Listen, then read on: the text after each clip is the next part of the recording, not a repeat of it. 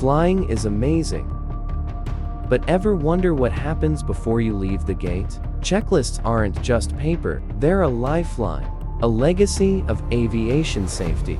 Look at the unseen work that ensures safe travels. We begin with the before start, startup avionics, flight systems, and instruments. The pre-flight inspection.